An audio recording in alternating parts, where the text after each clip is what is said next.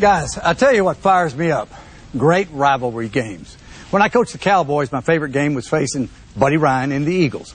Buddy had one of the great defenses of all time, Reggie White, Jerome Brown. We were terrible my first season in Dallas. Terrible. But for some reason, the Eagles put a bounty on our kicker, Luis Zendejas. To this day, I still have no idea why they wanted to hurt a 5'6", 160-pound kicker. So there we were, Thanksgiving Day game in Dallas.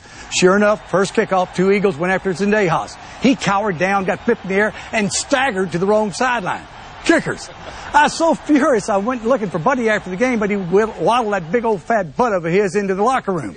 Bounty Bowl 2 came a couple of weeks later. Buddy told the papers he resented my fat comment. Made a crack about being no East Carolinas in the NFL and a dig at me, implying I beat a bunch of cupcake teams when I was coaching in college. I fired back at him. Yes, there are East Carolinas in the NFL. Unfortunately, we are East Carolina. Come game day, the Philly fans let me know how they felt. That's when they pelted me with snowballs. Terry was doing the game. They fired a few snowballs at him, too.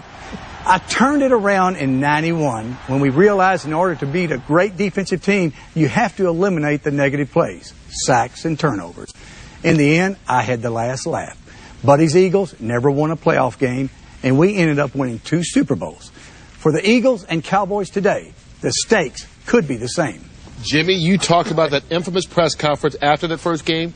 Look at what we found. They won the game. I congratulate them. They're a very, very talented team, the most talented team we've played so far this year. But I have absolutely no respect for the way they played the game. Did you say anything to Buddy on the I would have said something to Buddy, but he wouldn't stand on the field long enough. He put his big fat rear end into the dressing room. I couldn't find him. I couldn't find him. I love how you started to walk away, but you turned around and came back for one more shot. Well, that's just kind of a theatrical pause. Okay, is that what it was? All right. Good to have you in, Frank. Thanks for having me, guys. Frank, always good to have you. Frank, always. You actually like Dallas over Philadelphia? Yeah, why wouldn't I? Well, I was just curious. No, yeah. I'm good with What do you it. base that on, Frank, your many hours of studying tape? Yeah, I sit down with a lot of... starts a quarterback for Dallas? Come on. Now you know why you come in one time a year, twice this year. Roger Starbuck. There you go. And on that note, thank you very much, Frank. We'll see you on the pregame show next week. And a reminder for all of you, if you want to watch the latest episode of The King and Us, just log on to foxsports.com/BK. The last day of the regular season, just minutes away. If you've got a late game only, come on back.